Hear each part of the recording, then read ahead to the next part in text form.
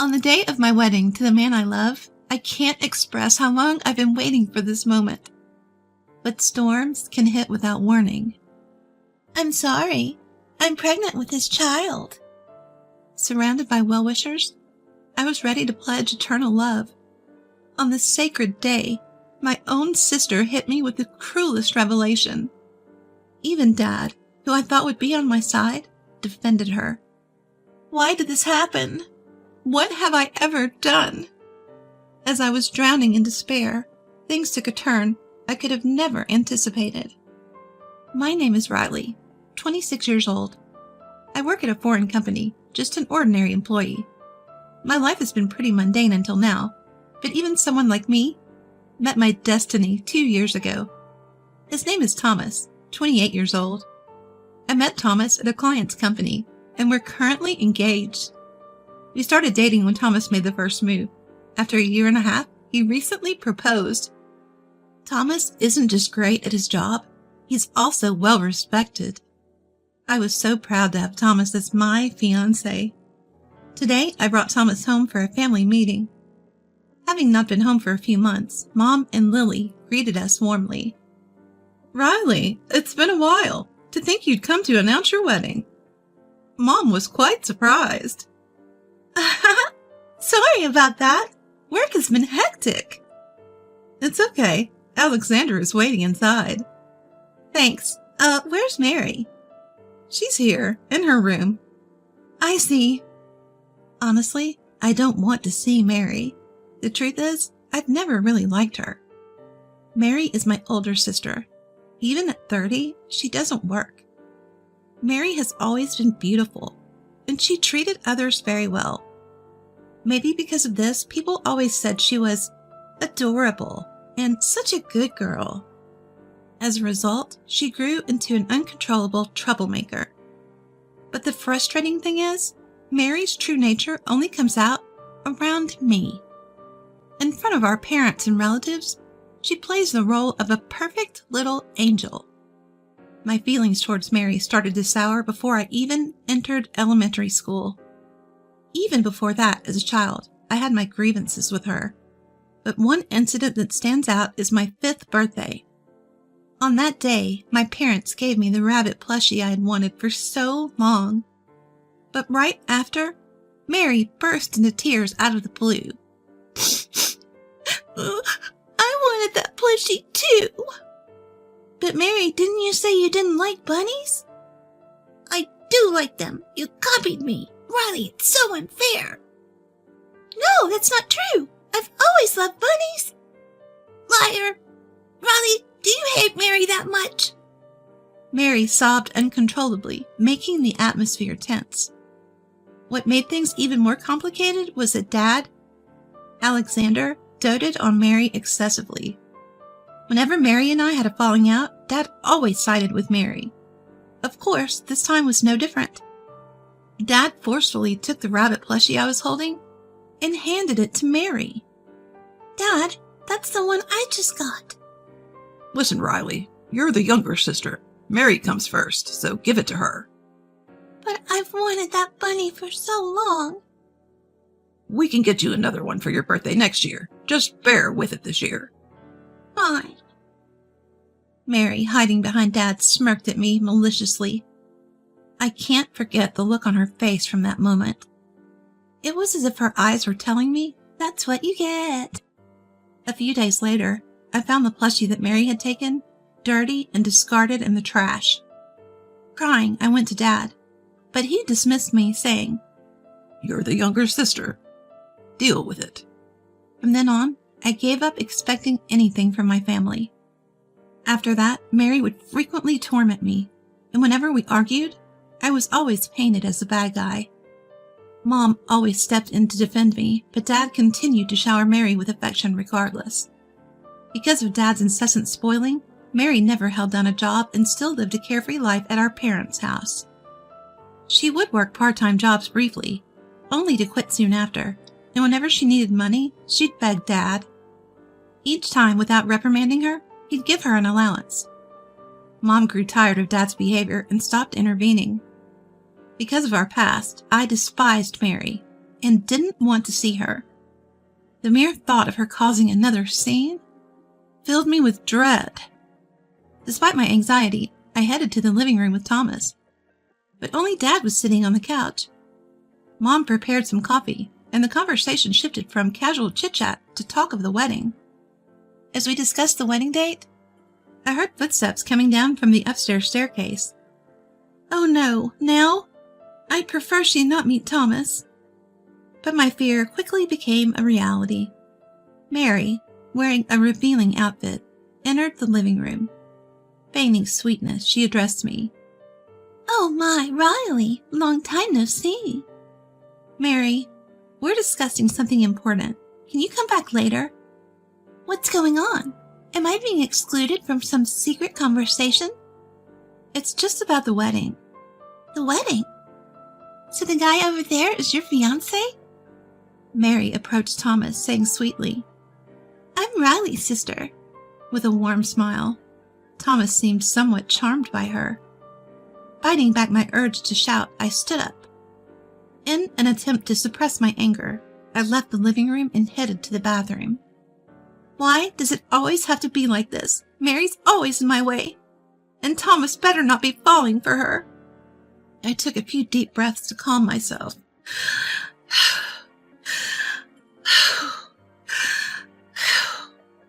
Returning to the living room, I found Mary and Thomas deep in conversation, laughing together. Witnessing that scene, the anger I'd been suppressing surged instantly. I gathered my things and called out to Thomas. Thomas, we're done here. Let's go home. Huh? Are we leaving already? What about the wedding plans? I'll contact Mom about it later. Can we just leave now? All right. Alexander, Lily, Mary, it was nice seeing you all. As we tried to exit the living room, Mary ran up to Thomas. Come back soon, she said, flashing a big smile. It irritated me. I had told Thomas about Mary before, yet seeing him so taken with her, I felt anger again. On the way home, I broached the topic with Thomas, trying to dispel my anger and anxiety. Thomas, you remember what I told you about Mary, right? Yeah, I do. But based on our chat today, she seems nice. That's the thing. She's like that with everyone but me. Please don't be so easily fooled. Hey, I'm not easily swayed. The one I love is you, Riley. I wouldn't fall for any temptations. I trust you. Yet, recalling Thomas's expression around Mary earlier, I still felt unease. I think we should avoid visiting my family home as much as possible after we're married. After that, we didn't discuss Mary and simply enjoyed our time together. Our wedding preparations were well underway, and I was too busy to dwell on anything else. Then the big day arrived. My wedding dress, which I'd tried on many times and finally chosen. Makeup slightly bolder than usual, and a subtle tiara. The once-in-a-lifetime event. The day I'd long dreamed of came faster than I thought. Thomas looked tense. Of course, I felt the same nerves. But more than that, I was overwhelmed with joy that we were finally becoming husband and wife. After the ceremony, as a whirlwind of emotions engulfed me, we transitioned to the reception venue. After the groom finished his speech and the meal began, suddenly, Mary, seated at the family table, broke down crying loudly.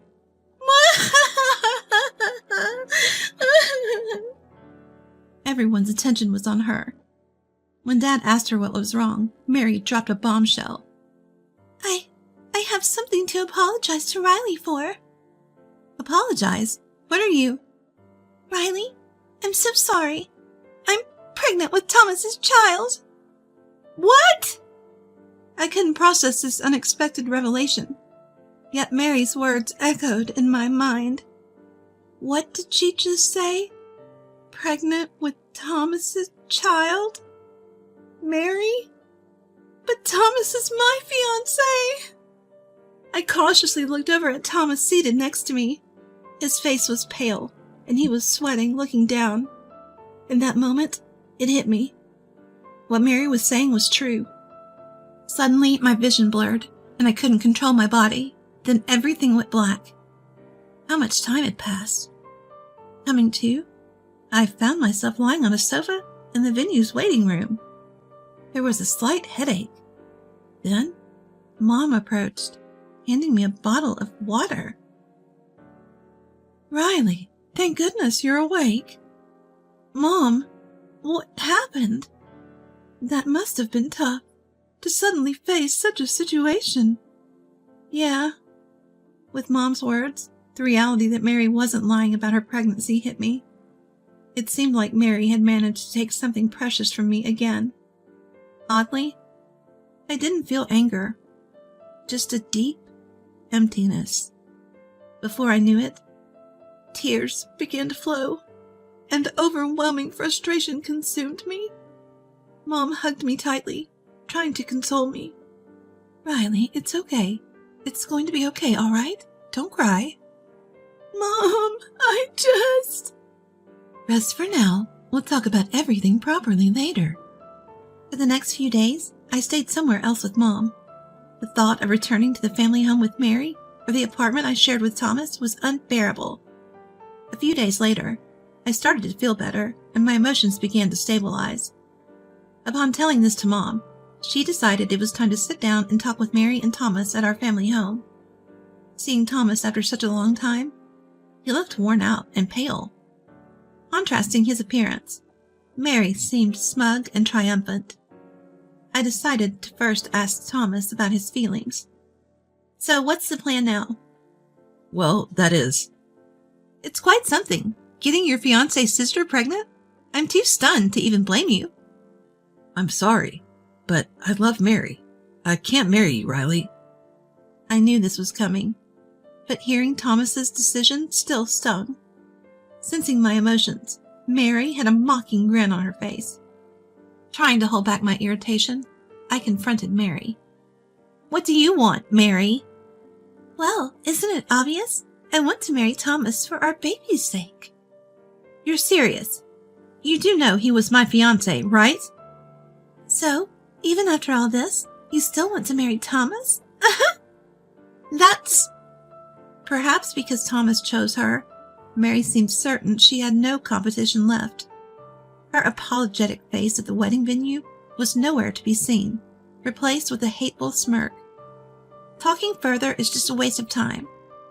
Feeling resolved, I took a deep breath to end the conversation. But Dad, who had been listening to our conversation, spoke up. Riley, you understand, right? Dad, what are you talking about now? You've always been told to give way to your younger sister, haven't you? What's your point? Hand over Thomas to Mary. To begin with, there's a reason he cheated on you.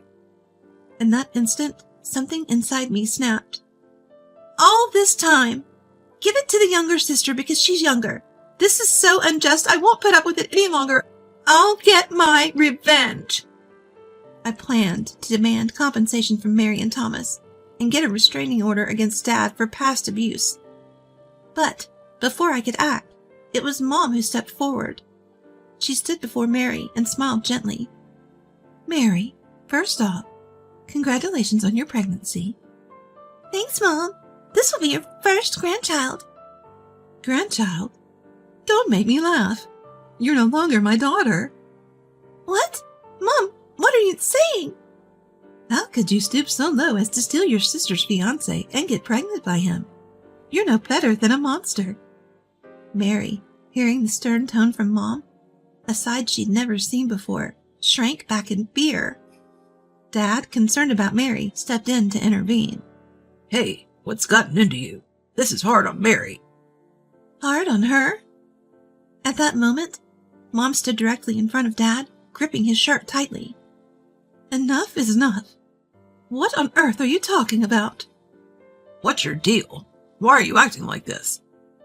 How can you say it's hard on Mary? Don't you see how Riley is the one truly suffering here? Calm down. Mary isn't the only one at fault here. Riley played her part in this too. Dad kept trying to defend Mary, but Mom had had enough. She released her grip and said, I don't ever want to see Mary again. And we're getting a divorce. What? Divorce? Yes, why would I stay in a family with someone so heartless? If you understand, then please leave. But... Am I joking? Absolutely not. Can't you see how much you've hurt Riley? And if you ever try to harm my precious daughter again, even if you're family, I won't hesitate to take you down. Got it? Mom's forceful words turned Dad's face pale, and for good reason. If he were to be kicked out, he'd have nowhere to go. Because the house, passed down from Mom's grandparents, was in her name. Dad had married into the family with wealthy landowners. But after the grandparents passed, he became more dominant, disregarding Mom's opinions. He always said, I am the one supporting this family. Probably getting too arrogant after the grandparents' passing. And he completely forgot one crucial detail. The house was inherited from the grandparents and was under Mom's name. Realizing the predicament he was in, Dad knelt before Mom, repeatedly apologizing. I was wrong. Please forgive me. I won't side with Mary again. Just don't kick me out. But Mom was resolute. She began packing Dad's belongings. Once packed, she threw his stuff outside. Here, sign the divorce papers and leave. I don't ever want to see your face again. But... Move it, or I'll take this to court. Startled by the word trial, Dad hurriedly began signing the divorce papers. He then loaded his numerous belongings into the car and left the house.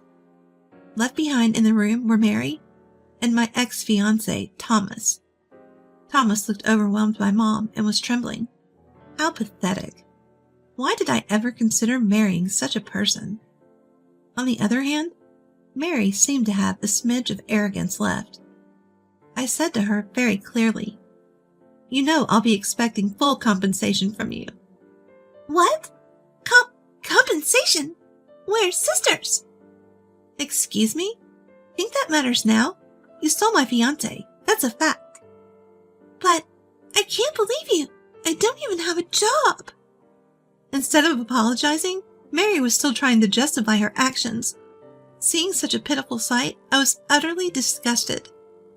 Finally, I let loose, expressing all the resentment I'd been holding in. Stop making excuses. Whether you work or not, I don't care. Who's to blame for all of this? It's a result of your shameless affair. And after all the trouble you've caused, you still act so self-righteous. Wait, please. I apologize. Just please, no compensation. Sorry, so please forgive me? You think I'm a fool? Who would forgive with such a shallow apology? I've put up with your crap for years, but enough is enough. Being related to someone like you is just embarrassing. Got it? I won't show any mercy. No matter how much you cry or beg, I'll come after you with everything I've got. Mary broke down, begging and pleading. But of course, forgiveness wasn't an option. Like Dad, Mom packed up Mary's stuff and threw it outside. When Mary and Thomas were reluctant to leave, Mom and I forcibly evicted them. After that, Mom and Dad divorced. My engagement with Thomas was called off. I hired a lawyer and demanded compensation from Mary and Thomas. For Thomas, I required that he cover all the wedding expenses. Mary went into debt, and Thomas exhausted all his savings to pay the compensation. But word of Thomas's affair spread throughout his company, as colleagues were present at the ceremony. Consequently, he was shunned, and unable to bear the humiliation, he resigned. I wonder what kind of life awaits the unemployed couple, especially with a baby on the way. I don't wish ill on others, but in their case, I hope they face endless misfortunes. As for me, I moved out of the apartment I shared with Thomas and began to live with Mom.